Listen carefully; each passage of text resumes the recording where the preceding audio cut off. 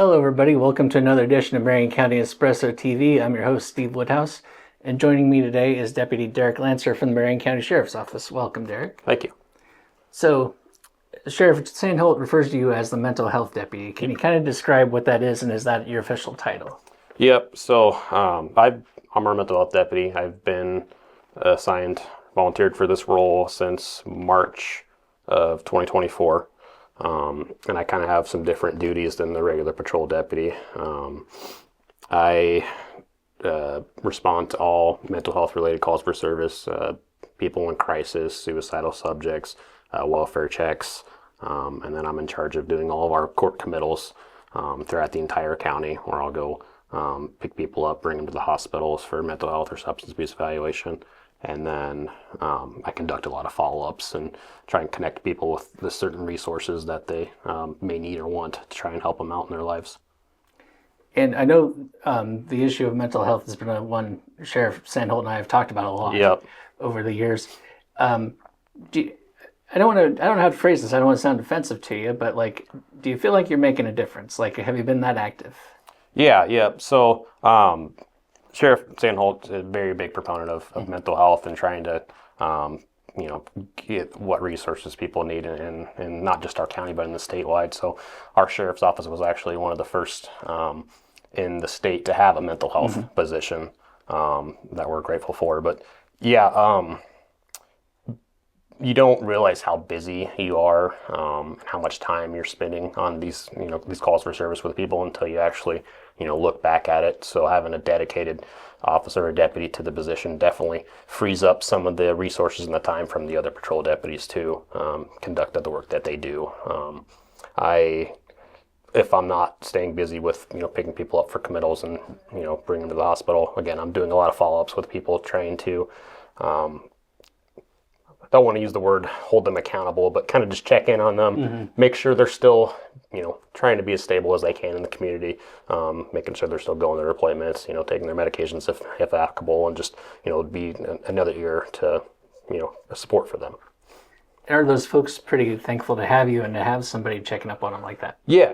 I've developed some pretty close relationships with a lot of people in this county. So a lot of people know me. A lot of people are comfortable with me coming and interacting with them. I know a lot of people that prefer just whenever they call for someone on the sheriff's office, a lot of them will call, just specifically to speak to me. And it's not to say that I'm preferred over any other deputy or anything like that. It's just part of my position is to spend more time with folks and to get to know them and to get their trust and support and just to be that person for them.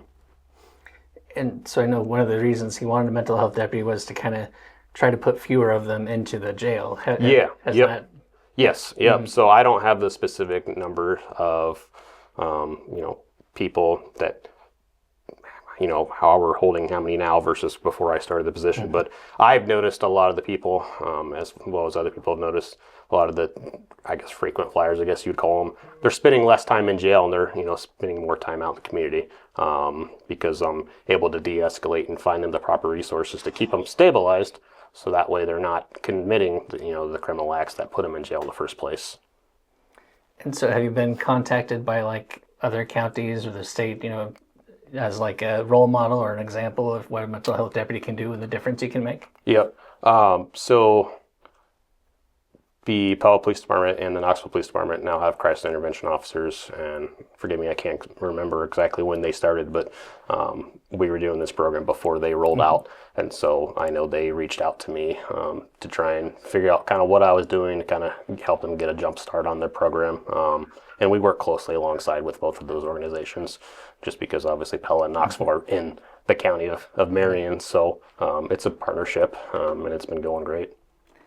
And so, what do you typically do for these subjects that have the mental health issues? I mean, what do you just go and talk to them and listen to them, or what do you do? So it really depends on what's going on. I guess it could be a various of options. For example, if we get a call for service where somebody is actively suicidal and I go meet with them. First, I de-escalate the situation, make sure everybody's safe, and then I figure out kind of what the best course of action is. If they need to go to a hospital for a mental health evaluation, or if they can be stabilized on scene and I can get them referred for services, for outpatient services, whether it's therapy, medication management, psychiatric services, things like that, and I go from there. And so I obviously we don't want to disclose anybody, but Yep. have you been able to talk down very many suicidal subjects, or have you had to intervene in very many?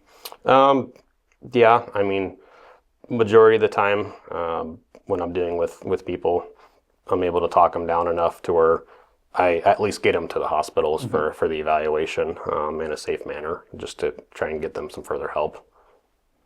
And I know Knoxville Hospital Clinics made upgrades in their emergency room to accommodate some of those cases. Have those had to be used very much with your experience? Yeah, yep. So I bring a lot. Again, I don't have the specific number, but I bring a lot of people to, whether it's the Knoxville or the Pella Hospital. We kind of go by whichever hospital is closer to the person that we're interacting with, and we'll bring them there to the ERs to where they'll get that started, that mental health evaluation.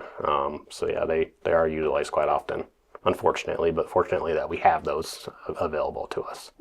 Yeah, I got what you meant there.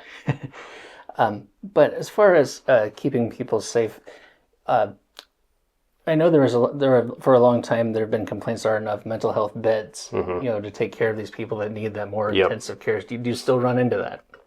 Yes, unfortunately in Marion County specifically, since it's where I work, we don't have any active crisis centers located within the county. There's places outside of the county that I'll refer people to and can get people in contact with. But if someone's going through an active crisis and they need to be evaluated, our ERs are our only option. And then that's just the start of the process. Our ERs aren't equipped to do a full-blown mental health evaluation. Right. They basically, the doctors clear them medically, and then they get seen by a company called Flow State. And then those psychiatric providers will determine whether they go somewhere inpatient or outpatient, and they'll recommend services for them that way. And it depends on the availability of the services located statewide, and then also how severe the individual crisis that they're going through is.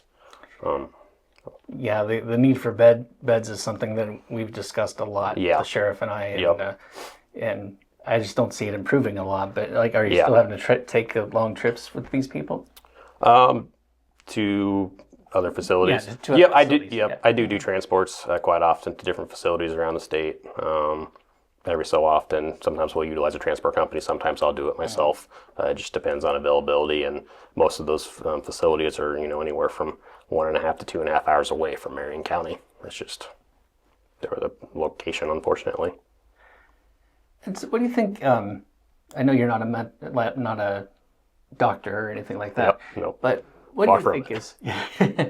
What do you think causes a lot of these? Is it like a stressor? Is it a mental condition, or what do you think? Mental health it's anybody can go through a mental health. It's not something that everybody's susceptible to it. Whether it's someone that's dealing with a lifelong mental health disorder, or if someone's just, like you said, going through a certain life event and they have stressors that are making them, act out the way they're acting out or whatnot. So a lot of it's environment, and then just, again, life in general, and just not having proper access to the resources they need, whether that's due to choice or due to availability. And I know mental health doesn't discriminate. You can have the most supportive family in the world, or you can be alone. But what do you typically see more of in Marion County? Are most of the people struggling with mental health those with families or alone?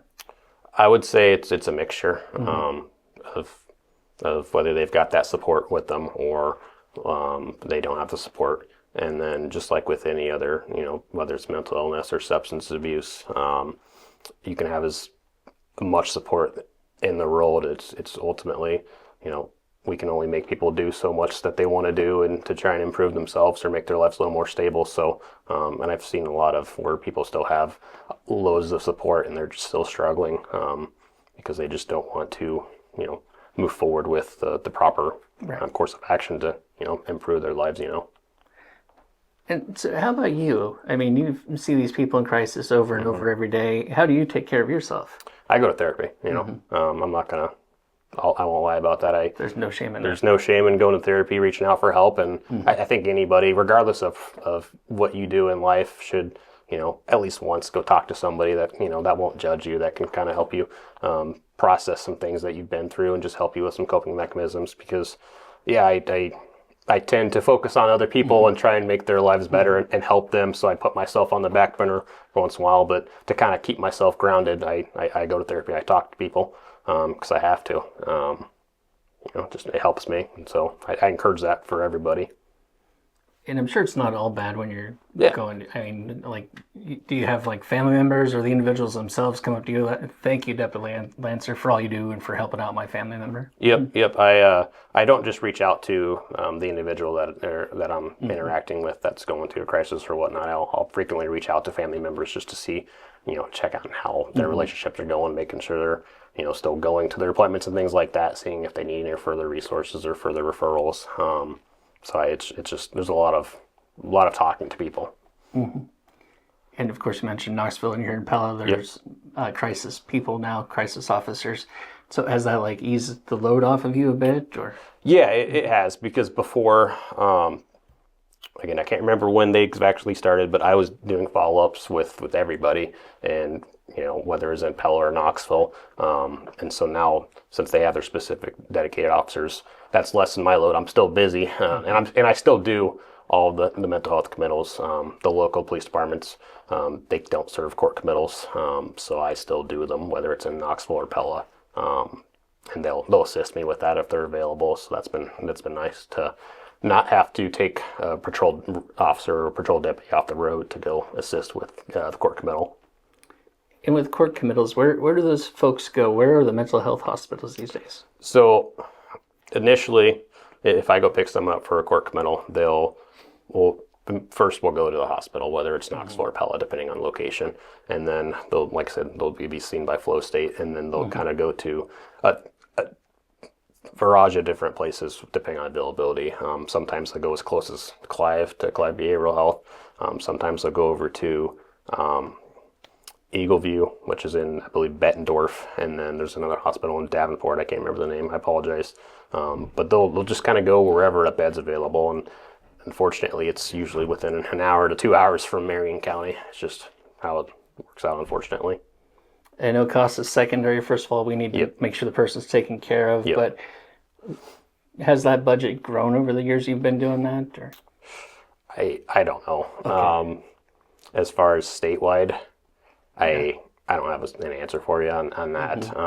I know that I've noticed in a lot more departments throughout the state that there's more mental health officers or liaisons, things like that. So, and I believe the state's kind of helping with that aspect of it. As far as facilities and go, I don't know. I know it could be better. I think than anybody, And so what suggestions would you have to address mental health issues here in Marion County and statewide from your experience? Yep. So a couple of years ago, I know Sheriff Sandholm has talked about this before. We had what were called access centers. I think you've had a little bit of knowledge about that. I mean, we don't have that anymore.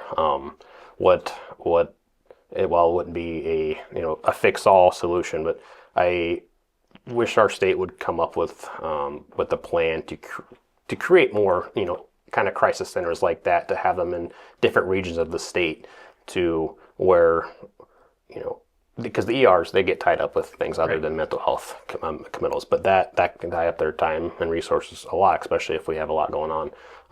So I wish they would work together to come up with a system and some facilities regionally around the state for law enforcement to bring people that are in active crisis that can go there for the mental health evaluation instead of having to go to the ERs. That would help out tremendously, and I don't know when that will happen or if, but from my experience, that would be awesome to have. But it's just we don't have it right now, so we've got to work with what we got and do the best we can. How can we help you to advocate for those changes? Speak to the people in charge, the legislatures, all the politicians, things like that. It all comes down to time or and money. Whether it's money for the facilities, money for the staff, to man the facilities. It's just It always comes down to money. Yeah, unfortunately, but that's how life is. But this is an election year, so we should make a big issue out of it, right? Yeah. So, it sounds like you've had plenty of wins, positive resolutions to some of these people in crisis. But do you have any that just really stand out as like your biggest win so far? I mean, without obviously getting personal, there have been family members that have reached out to me, and I've gotten cards, I've gotten letters, things like that, thanking me for helping their loved one or whatever to kind of turn their life around or get them on the right track, to get them the right resources and things like that. So there's a couple that come to mind that I feel good about. One of the reasons I got into this position is because I was a patrol deputy for years prior. I just wasn't feeling as much satisfaction with the way my career was going. And so I wanted to actually feel like I was helping people and getting them, the help that they needed. So ever since doing this, I found a new satisfaction for my career, and just makes you kind of feel good about yourself when you're helping someone that's kind of going through the worst part of their lives at that time, and just getting them the help that they need, and then checking in on them and seeing how good they're doing. Especially it's really easy to track people with substance abuse problems, where you can kind of see them where they're at their lowest, and then you help them get connected with resources or to treatment facilities, and then you go check in on them X amount of months, years later, and you just see how good they're doing. And that's not all on me, obviously. It ultimately, it's up to the individual person to pull through themselves and get the help that they need. But it's definitely a good feeling knowing that I at least had an interaction with them and that they're doing so well. I was going to say, to know that you've had at least a small role in getting them on a better path. Right? Yep. Yep, for sure. Do they ever get nervous you showing up, in your vest and the badge and everything? So that's asked quite often, because I still am in the MARC squad vehicle. I'm in the same uniform as a lot of other deputies. Some people feel a little more uneasy about it, but a lot of the times it's just how you approach somebody and how you interact with them. I haven't personally had too many problems with how I look when I deal with people in mental health crises. It's just, again, it's how you speak with them, and it's how you approach the situation. I talk with people in a kind of a calmer tone. I approach people in a calmer manner, just because of the training I've had and related to this position. And then some people just, they see the uniform and that's all they think about is, just a uniform, law enforcement, they don't like us, things like that. But for the most part, I'm able to, manage it. I was going to say, most of your interaction with the public before, it was probably just to pull them over for a traffic violation or something, right? Yep. This is probably going to be much better. At Yep. least you're there you're there to help, and Yep. you're not going to be running Yep. with anger each time, right? Yep. And like I said, it usually just takes a couple minutes of talking with some people, especially if they haven't met me before, they don't know why I'm there, for them to get comfortable and to understand why I'm actually there, and then they kind of open up with me about stuff. So what's the most challenging part of making that first contact? Just kind of the unknowns. You never know how somebody's going to react, whether it's in a positive manner or a negative manner. So you kind of have to use caution with in every situation, and you don't want to let your guard down, but you also don't want to approach in a manner where you come off as showing, that you're scared of somebody, because then they might not be as likely to open up to you, and you have to develop connections with the people. So, yeah. And so, like I said, there's probably a lot of challenges to your job and everything. But Sheriff Sandholt, when we were talking about this, he wanted me to make sure I set up this interview, and it took us a while, but we got it done. Yeah. But he says you're really making a difference. I don't know if I'm sure he tells you that on a regular basis, right? Yeah. Yeah, he's very proud of the work you've done. Is what he's told me. But is there anything else you want to be sure to add about the work that you're doing, or how we can be more supportive of the sheriff's office and your endeavors? If anybody is struggling or they need help, whether it be yourself or family, friends, just reach out to us. We want to a cliche thing to say, but we want to make the world a better place. You know, we live in this community, we serve this community, we want our community to be the best it can be. You know, if you've got someone that's struggling, you know, reach out before, while you can, while we're ahead. You know, try and get them the help that they can or they want or need before, the situation escalates or that their life escalates, things like that. So just, reach out. There's nothing, and there's no shame in reaching out for help. And, sometimes it could be the difference between, life or death. I mean, just depending on the situation. Is there a dedicated line for you, or just the regular 828-2220? Yep, just the regular sheriff's office number for our dispatch is who we have people contact, or my email, things like that. Again, and they can reach out to anybody. I don't have to be the only one to talk to, but no, that's what I'm in charge of helping people and getting them connected with resources. So that's typically who they're speaking with is me. All right. Well, thank you for taking the time today, Deputy Lanser. Appreciate Thank you it. for the great work you're doing to help out all those folks. I'm trying. Thank you all for joining us. Thank you.